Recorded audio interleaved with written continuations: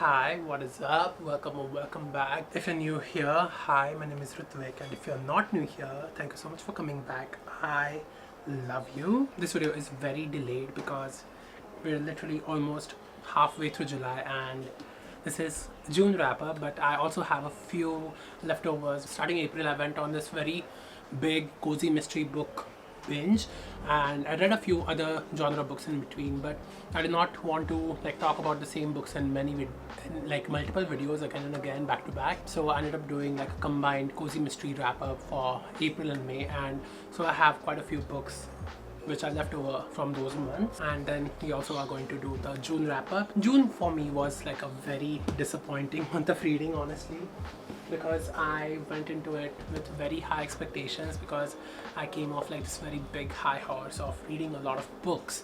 I'm just getting all of the books that are behind me right now. I was like, oh, you know what, let's keep this momentum going, let's keep going and read a lot more books. And I had this idea or this plan actually to read only queer books for the month of June because June is Pride month. I started off very strong in June. I read about 5 books in the first week. Not first week, I read about 5 books in the first 6-7 days, and after that I went into a very big reading slump, and I managed to read a few bits here and there, but it feels like I've lost my momentum of reading. So that's about that. Anyways, this is the stack that we have. Almost all of them I have physical copies of, except for a few books here and there. So without further ado, let's get on with this wrap up. I'm gonna go chronologically in the order of which I read these books. So yeah, first up we have is A Storied Life of A.J. Fikri by Gabrielle Zevin.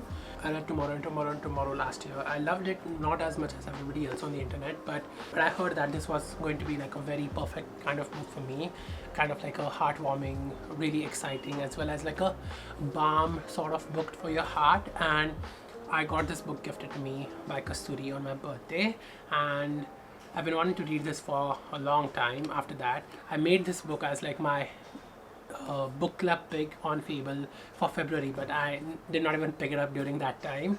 But I finally read it in April, and I am very sad to report that I did not love it as much as everybody else did. I loved the book, don't get me wrong. This is a solid 3.75 to 4-star book for me, but everybody who reads this book on the internet, even my friend Mahika, she loved this book so much, as well as Haley fam, even everybody loves this book. It's a 6-star all-time favorite sort of book for them. But I honestly, unfortunately, did not love this book that much, but I still loved it. Obviously it's a really good book objectively, but I saw these people falling head over heels in love with this book, and I just did not get to that level with it. I'm sad to report that, but I love the book anyways. The writing in this is amazing. This book is about A.J. Fikri, who is a bookstore owner, and his life is in shambles. His wife passed away a little while ago. His bookshop is not working that well, and then one day his prized first edition manuscript, or not manuscript, a first edition book gets stolen from him.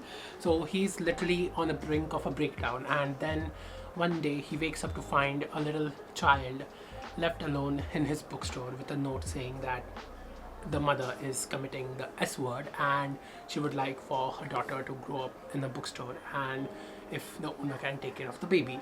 And so he takes her in, and then his life is changed forever. On the back it says it's all about love of books and bookish people, and really all of humanity in its imperfect glory. And that is exactly what this book is about. It's a very comforting slice of life type of novel. We follow a bunch of different characters across a really long period of time. The book is good objectively, but what I just did not like as much is that the book tend to move a bit too fast at times, and I was not able to explore each emotion or each scene or each period of the character's life in detail or in for a prolonged period of time. Yeah, that's my complaint with this book, but otherwise this was a really great read.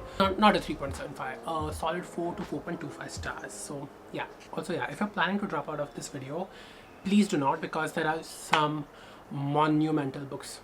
I have an all-time favorite book in the stack, so just stick around to the end to get all of the big amazing reviews. After that, I read A Magical Girl Retires by Park Solyon. This is the final cover of it. It's so pretty. I don't have the final edition. I got gifted this art. It's a Korean book which is translated by Anton He, who is literally my favorite translator of all time. He kindly sent me this arc as well as the arc of his debut novel, which I'm actually currently reading right now, and I'm loving it a lot. This is about a woman who is 29 years old. She's depressed and she's on the edge of a bridge, wanting to do what you could do in that scene and time and moment with the mentality that she is in. But then she gets rescued by this woman who turns out to be a magical girl, and then her entire life just gets changed. She becomes a magical girl. If you guys don't know what magical girl is, it's like a big Korean phenomenon where like it's sort of like superheroes, but I don't really can't really explain it because I have no prior knowledge of what it is. But the back blurb over here describes a millennial turned magical girl must combat climate change and credit card debt in this delightful, witty and wildly imaginative ode to magical girl manga. I really loved reading this book. It has like a lot of different like graphics, there are like illustration, the formatting is amazing, the story is very entertaining, it's very investment worthy, it moves very quickly, so if you're in a reading slump, get it. And the plot is like, the plot line of the book is also very it hooks you, and the writing in this one is amazing. It discusses like a lot of important things through it while still having like a light-heartedness to it. And if you decide to pick this up, there is a note from the translator at the back, and Anton Her writes the context of this book and why this book was very important for him to translate, and that book just like added so much to the experience of reading this book. So definitely I would suggest picking this up. Also, the book is very pretty. The hardcover of this book, it's so stunning. I want to get it. After that, we have is one of my favorites of the year, Martyr by Kaveh Akbar. I've talked about this book so much on Instagram, but I've not talked about it over here on YouTube, and I'm very sorry about that. This is about Cyrus Shams, and he one day gets this epiphany and he decides to get sober up, quit drugs, quit alcohol, and just like get a control on his life. And then he goes on this quest to find out what happened to his mother, who died in like a plane explosion when he was a kid. And he also decides to write a book about deaths which did not matter but were very impactful for the people around them. Oh my god, what an amazing book. Like, I am absolutely floored by this book. It was so powerful to read this book. Cyrus Shams is a poet, so this book is very lyrically written. The writing in it is amazing, like so incredibly well written. The discussions this book has around immigrant culture, about martyrdom, about just like philosophical existential questions like what it means to have like a beautiful death, and in turn what it means to have a beautiful life. And just the way this book was executed, it provoked a lot of emotions in me. I cried so many times while I read this book. I honestly don't have words to give this book like an apt review, because this book was just so much.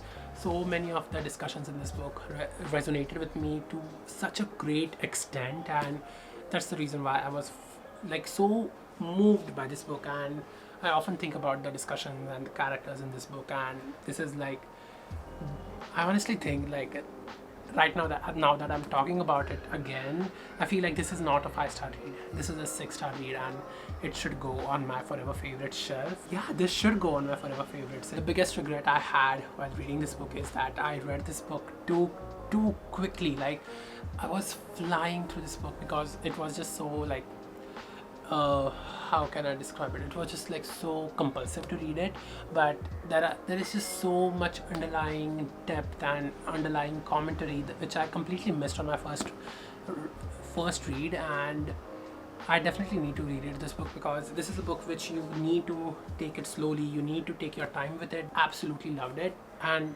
like, one of the biggest signs which you can see as to how much I loved it is I took out like actual tabs to annotate, and I don't do that often, if not at all. So yeah, definitely this book is a must read if you love literary fiction. If you want to get into literary fiction, this will still be a great read for you. Definitely pick this up. After that, I read A Psalm for the Wild Built by Becky Chambers. This is a sci-fi story, but it's a cozy, wholesome sci-fi story, one of the most wholesome, life-affirming stories I've ever read. It's about a monk who has been feeling just very lost with life, lost with their purpose, and they decide to go on this quest to find out their purpose. They decide to travel the world. It's a fictional world where humans and robots have decided to part ways because of how badly robots were treated.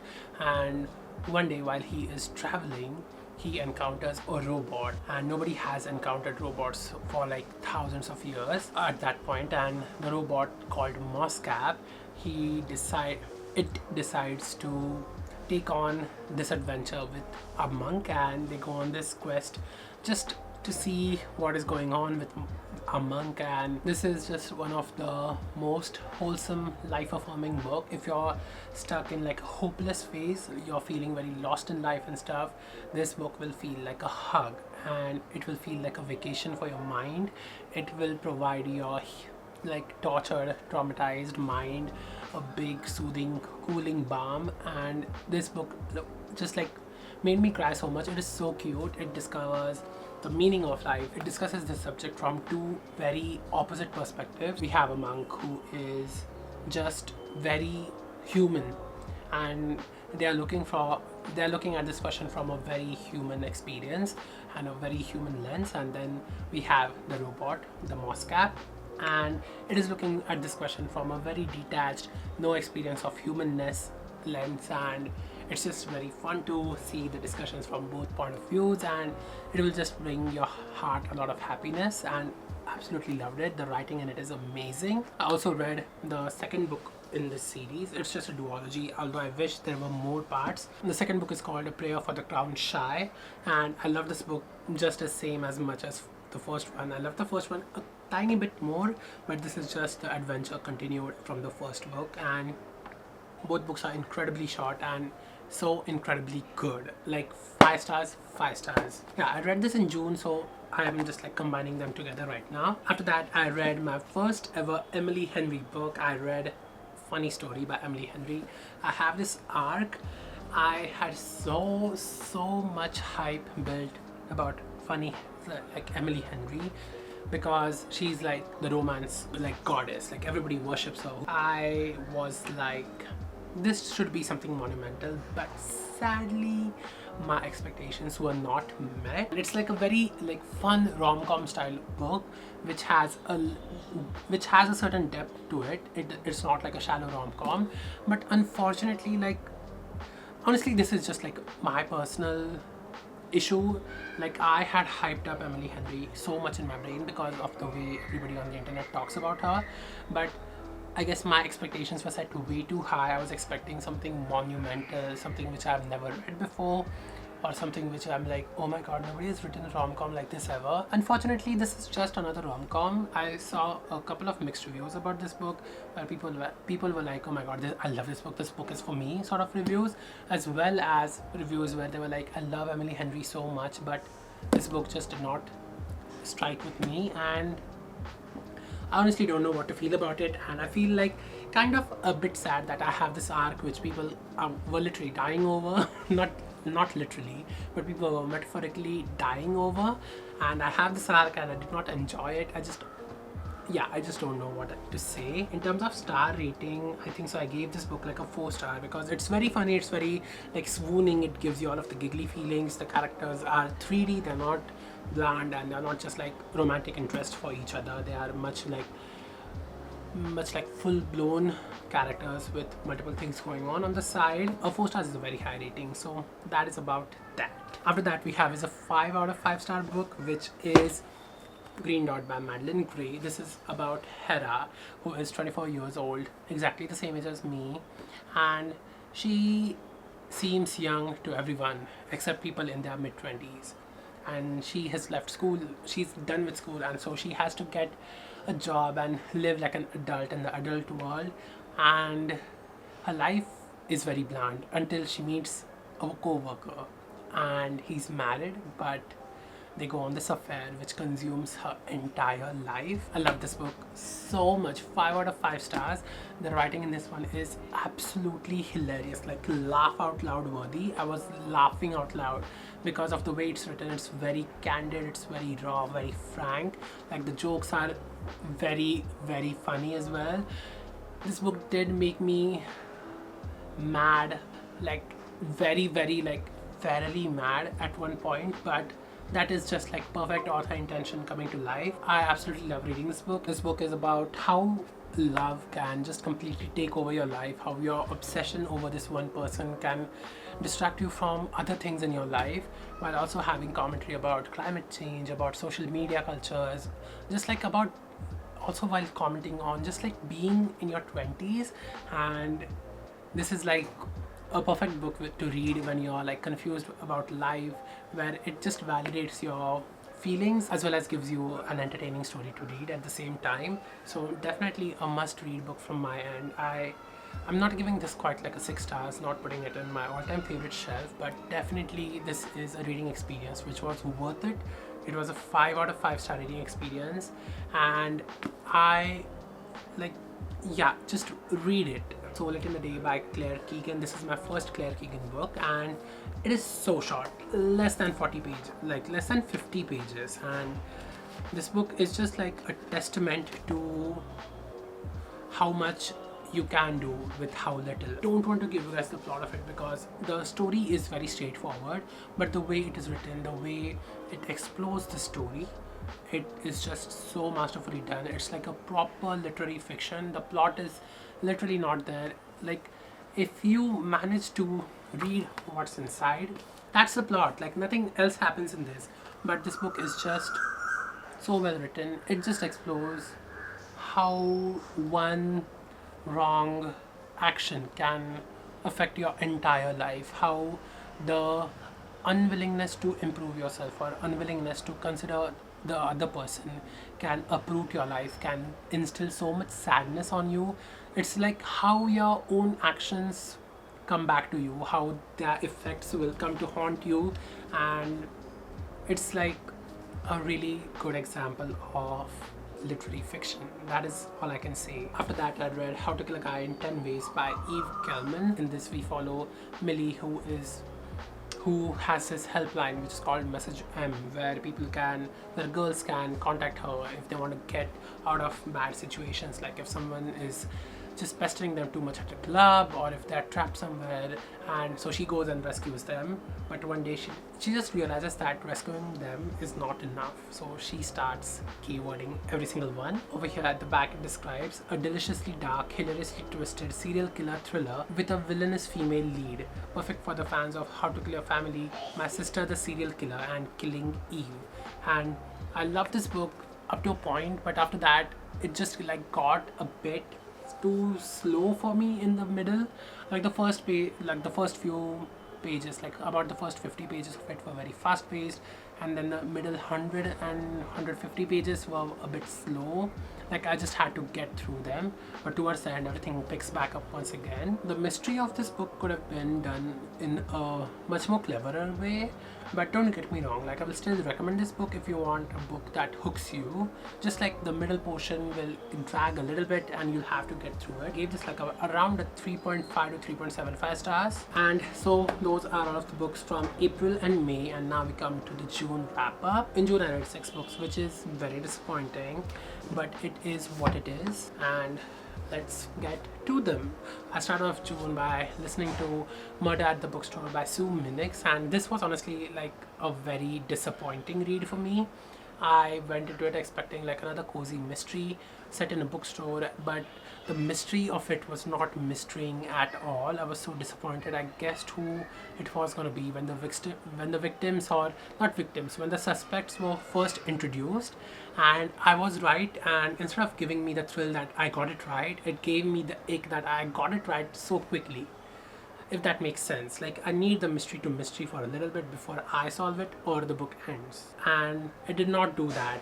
The writing was very okay, very bland, but it was entertaining while I read it, so I gave it like a 3 star. It was fun while it lasted, but not at all memorable. After that, oh my god, this book just, look at how tiny this book is, both in like this size as well as this size. But this book has impacted me so damn much. I can't stop thinking about this book. This book has literally altered my brain chemistry. This is The Master's Tools Will Never Dismantle the Master's House by Audre Lorde. It's a non-fiction book. It's a collection of essays by Audre Lorde, and these essays pack so much power. Like, I'm genuinely speechless. Like, I can't speak when I have to about this book, because this book just like leaves me mute, because oh my god, I can't talk about this book because it is just okay. So I'm just gonna say Audre Lorde is described as black, lesbian, mother, warrior, poet, and just these words attributed, the way she writes, and just these words just bring out so much power in Audre Lorde. And these essays are so urgent, so self-assured, and so certain in themselves that you just can't help but be in awe of this book. They discuss issues like power of women, about sexuality, about anger, about colonialism, about racism and misogyny, and just about what it was like for Audre Lorde to be a black lesbian woman in the 1960s, 1970s. The way each and every word is written, the sequence of each and every word, there is just so much certainty, so much surety in her voice that you cannot help but feel the full effect of every single thing that she has written. It took me like around 3 hours to read this like 50-page long, tinier than my Facebook, and I was just completely stunned. I underlined so much, like literally there are underlines on each and every page. Sometimes almost the entire page is underlined, because the way it is written is just completely like gobsmacking, if you will. I just can't speak about this in any way because it leaves me stunned every single time I think about this book. Like, I finished this book and I immediately went and put it on like my forever favorite shelf, because that is how deeply this book impacted me. And now it is my mission in life to read every single thing that Audre Lorde has written. I've been talking non-stop for like about half an hour. After that, I read A Prayer for the Crown Shy, which we talked about before. I love that book, 5 stars, no notes. Then I read The Gentleman from Peru by Andre Aciman. This is my first Andre Aciman book. He's the author of Call Me By Your Name. I loved reading this, but I was a little bit distracted like when I was reading it, so I gave this around like a 3.75 stars. Andre Aciman's writing style is just so effortless. It absorbs you very quickly and takes you along with it. It has a few fantasy slash like speculative magical realism elements to it. This is a story of love lost and then found once again. It spans decades and lifetimes and just shows that love will always find its way back. I don't really know how to give you guys the plot of this book because it's quite long, so I'm just gonna hold it and you guys can pause and read it. So yeah, I definitely am like invested and interested in Andre Aciman as an author, and I will definitely make it a priority to read Call Me By Your Name because it's supposed to be his best work, and I am being pestered by a friend to read it because she read it and she loved it. So definitely going to give Audre Aciman all of the chances because I love the writing style. I loved it a lot. After that, I finally read a book which I've been wanting to read for a really long time, which is The House in the Cerulean Sea by T.J. Klune, and I am very happy to report that I love this book. It is about Linus Baker, who is a caseworker at the department in charge of magical youth, and he is sent on this assignment to this orphanage which is on an island, and just to go and monitor the kids and look at the orphanage manager, Arthur Paranus. He is essentially sent over there to take a look at this orphanage and see and find problems with it so that they can shut it down. But what happens is he goes and instead falls in love with the kids, falls in love with Arthur, and then his life is completely changed forever. This book was so cute. This was so cute. All of the characters are so unique and so well written. You just completely fall in love with each and every character, and it gives you all of the butterflies. There's this love story that is blossoming, but it's more about people finding happiness and finding people to be happy with while being themselves. It's about being comfortable enough with yourself, being like accepting and loving yourself the way you are, while still feeling and expecting that same amount of love from others and getting that love from others. So it's like a proper found family in an unlikely place sort of book, and I absolutely loved reading this. So definitely a recommend from my side. I'm very excited for the sequel, Somewhere Beyond the Sea, which is coming out in, I think so, September or October, somewhere like around that time. And so we come to the last book of this wrap up, which is The Book of Doors by Gareth Brown.